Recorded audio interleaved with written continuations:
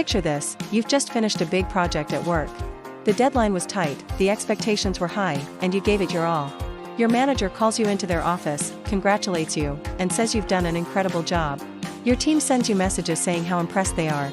Everyone's celebrating you, except you. Inside, you feel uneasy, maybe even a little guilty. You start thinking, if they knew the mistakes I made along the way, they wouldn't be praising me. I just got lucky. I'm not really that good. This quiet, nagging feeling, that your success is undeserved and that you're moments away from being found out, is what psychologists call imposter syndrome. And here's what's fascinating: it doesn't just affect people who are new or inexperienced. It often hits high achievers the hardest. People you admire, CEOs, scientists, award-winning creators, many of them have lived with this very feeling. But today, we're going to break down exactly why this happens, how it impacts your mental health, and, most importantly, the steps you can take to finally silence that inner fraud alarm. Imposter syndrome is not about actually being unqualified, it's about feeling unqualified, even when there's overwhelming evidence you are capable. Psychologists Pauline Clance and Suzanne Imes first identified it in the late 1970s, originally studying high-achieving women, but decades of research now show that it affects all genders, all industries, and all levels of experience. It's essentially a cognitive distortion, a mental habit where you undervalue your skills, dismiss your achievements, and overvalue your mistakes. It's as if your brain is running a biased news channel that only broadcasts stories proving you're not good enough, while ignoring all the evidence that you are. This shows up in different ways. Some people are perfectionists, setting impossibly high standards and then feeling like failures when they inevitably fall short. Others are experts, believing they must learn everything and know every answer before they're truly qualified, constantly taking new courses, certifications, and trainings without ever feeling ready. There's the soloist, who refuses help because they fear asking for assistance will reveal their incompetence. And then there's the natural genius, who believes true skill should come easily. When they have to work hard at something, they take it as a sign they're not actually talented. Recognizing your pattern is crucial, because until you name it, you can't change it. Psychologically, imposter syndrome often has deep roots. It can come from growing up in environments where love or approval was tied to achievement, or where mistakes were met with criticism rather than learning opportunities. It can be reinforced by comparing yourself to others, something social media has supercharged.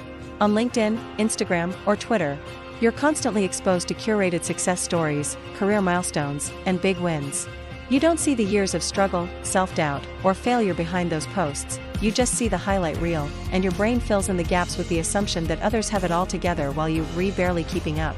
The impact on mental health can be profound. Living in a state of constant self-doubt creates chronic stress, which over time can lead to burnout, anxiety disorders, and even depression. You may find yourself overworking to prove your worth, staying late, taking on extra projects, saying yes to everything, just to avoid the risk of someone thinking you're not good enough. Ironically, this overworking can make you less effective, less creative, and more emotionally exhausted. And when that happens, your imposter feelings grow stronger, creating a vicious cycle that's hard to break without conscious effort. So, how do you break that cycle? The first step is awareness. When you catch yourself thinking, "I don't belong here," or "I just got lucky," label it, that's imposter syndrome. This simple act creates psychological distance between you and the thought, allowing you to respond to it instead of just believing it. The second step is building an evidence bank. Keep a document, a note on your phone, or a physical journal where you record every achievement, compliment, or positive feedback you receive. It might feel awkward at first, but on the days when your brain insists you're not capable, you'll have hard proof to counter that narrative. Third, redefine competence. Instead of seeing competence as never making mistakes or knowing everything, define it as being able to learn, adapt, and contribute over time. The best professionals aren't the ones who know it all, they're the ones who can figure things out and improve as they go. Fourth, share your experience. Talk about your feelings with colleagues, mentors, or friends you trust. You'll be surprised how many of them will say, "I feel that way too." This is called normalizing, and it can take away the shame and isolation that imposter syndrome thrives on. And finally, practice self-compassion. When you make a mistake, resist the urge to see it as proof you're a fraud. Instead, view it as a natural and necessary part of growth. Every expert in every field has stumbled, failed, and felt doubt. The difference is, they didn't let those moments define their identity. Imposter syndrome may never vanish completely. It's a side effect of caring deeply about your work and wanting to do well.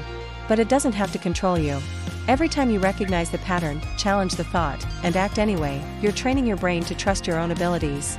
Over time, the voice saying, "You don't belong here," gets quieter, and the voice saying, "I can handle this," gets louder. And here is the truth you need to hold on to: you are not here by accident. You're not fooling anyone.